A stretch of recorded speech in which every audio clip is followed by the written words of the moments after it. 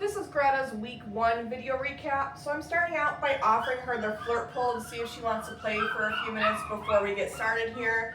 I do this at the beginning of each training session, and then I also will take a break about halfway through and offer this to her again.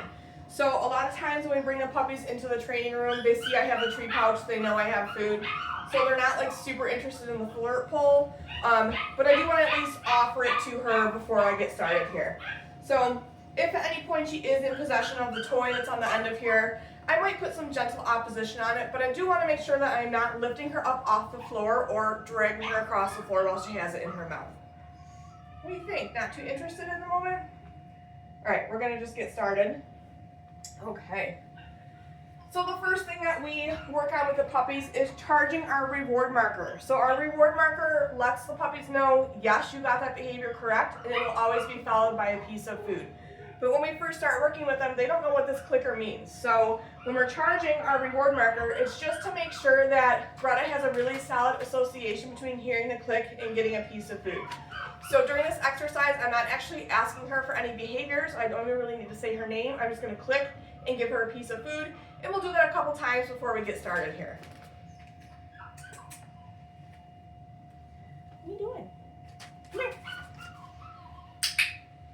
So one click for one piece of food, and then we'll repeat that process a couple of times here.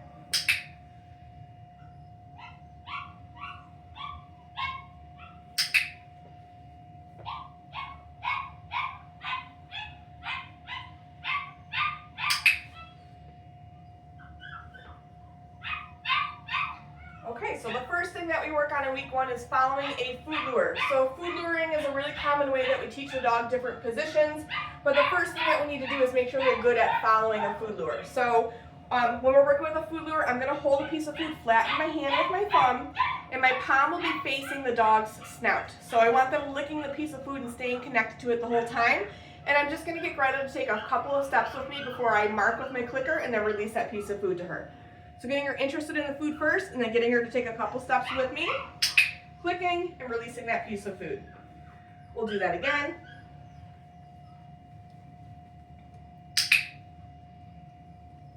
Good job.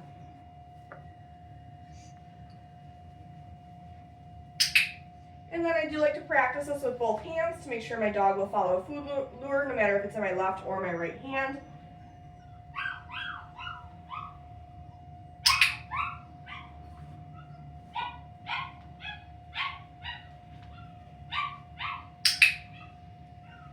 And then we've also been pairing this with her name as well to start to work on some name recognition. So I'm going to do the same thing, but as we're moving, I'm just going to say her name. Greta.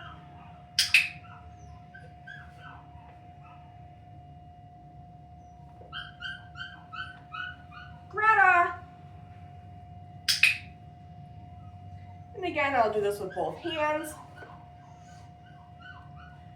Greta.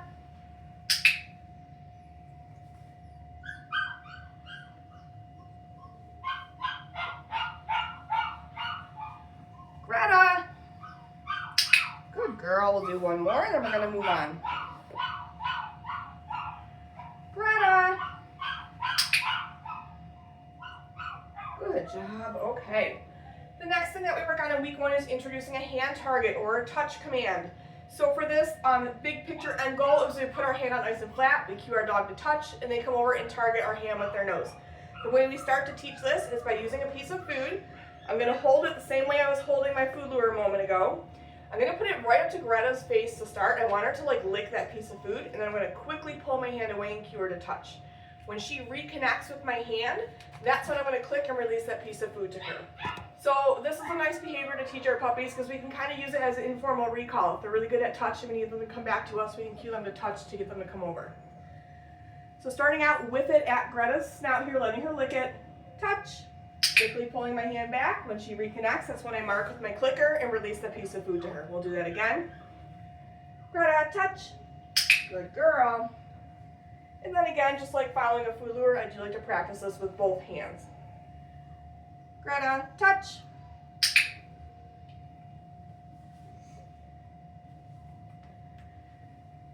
Greta, touch. What a good puppy. And then after I've practiced that a couple times, if it's going well, I will move on to just presenting my hand with the food and not starting with it at her snout. Greta, touch. What a smart girl.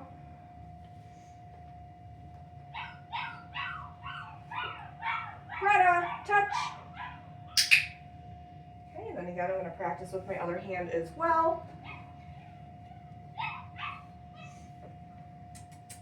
Greta, touch. Good girl. I'm going to do one more. Greta, touch. Good job. Okay, right from here, we're going to move into our first stationary position, which is a sit. So I'm going to use a food lure for this behavior. What I'm going to do is I'm going to show her that piece of food, get her licking it, and then I'm going to bring my hand up and back, but I want her staying connected to that food the whole time. So the idea is when I bring my hand back, it'll help her sink into that sit position. I do like to feed for duration right off the bat, because eventually we can develop this into a sit-stay, versus Greta goes into a sit, we feed her, and then she gets up and walks away. So the way I'm going to do that is feed her a few in a row before I say okay as my release cue and toss a piece of food away. So let me get her over here. What are you doing? Okay, so I'm going to show her the food and bring it up and back. Greta, sit. Good girl. Okay. So again, I'm using that okay as my release cue, just letting her know she can get out of position and move away. And I am pointing out the food to her just because on this rug she can't hear it when I toss it. So as long as you're tossing it far enough away that she has to take a step or two out of position, that's plenty far enough. So let me show her a piece of food again. Greta, sit.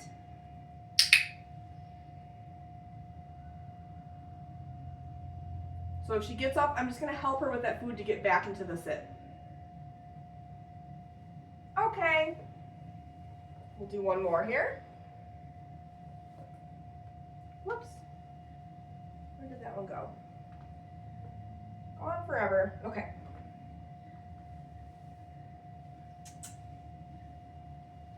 Greta.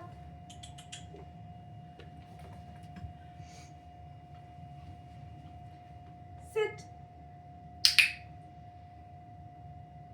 Good girl. Okay. Very nice. All right, let me get a refill on my food here.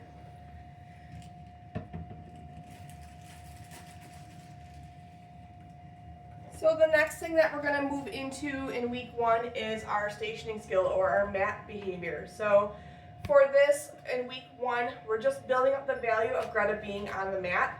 So my goal is that I want her to have 4 paws on it. I do not care if she's in a sit, stand, or down position. So I'm going to lure her over to the mat. Once all 4 paws are on, I'll click. I'll drop a few pieces of food, and then I'll use that okay, that release cue, to let her off of the mat. And I'm going to move the mat between each repetition. So let's get this going here.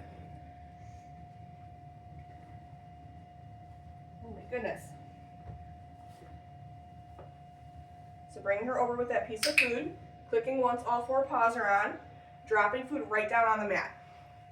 And then when I'm done dropping food, okay, is when I'll toss that okay cookie. And then I'm going to move the mat to a new spot. So what we should start to see is that when we move the mat, the dog starts to make their way back to the mat before we even really have a chance to cue them or lure them over to it. Okay. And the reason I'm moving the mat is because I want to create some excitement around this mat behavior. Like I really want her seeking out the mat. So in the first week, we do move it between each repetition. And you can see she's already making her way back to it. She's looking down on the mat for the food. So I will always put the food right down on the mat because eventually we're going to shape this into a down behavior on the mat. And that will be more likely to happen if that food's happening down on the mat. Okay. We'll do one more here.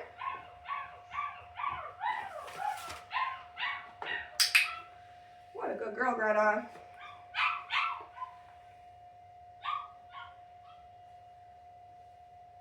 Okay. All right, and then when we are not working on the mat during like the initial learning stages, I am going to pick the mat up because we're working really hard to build up the value of the mat. If we always leave it out and Greta's going on it and not being rewarded, it'll start to lose its value. Okay, I'm going to offer her the flirt pull again here. Greta. So the last thing we're going to work on today after we do a little bit of toy play here is body handling. So Greta's going to need a lifetime of vet care, potentially some grooming as well. So we want to make sure that she's confident and comfortable being handled starting at a young age. Greta. Whoa, what's that? Oh my goodness. So today we'll work on handling her paws, her tail, her ears, her eyes, her mouth. We might do a couple of restraint holds as well. So we're going to move right into that since she's not super interested in the flirt pull at the moment. So I am going to sit on the floor for this. You could also sit in a chair and put your dog up on like an elevated surface, as long as it's safe to do that and your puppy's not going to fall off of it. Okay. So when I'm working on body handling, I will get my dog interested in a piece of food first, so that they're busy licking that food while I do the handling. It's just going to help create a positive association with different body handling that we're working on. So the first thing I'm going to do is a restraint hold. You'll see this commonly done at the vets, maybe like when they're giving a vaccination or sometime throughout their exam. So for this, I'm going to get her on a piece of food and then I'm just going to slide my hand under her belly. Greta. Oh, what's this? Yes. Good girl. We'll do that one again. Yes. Whoops.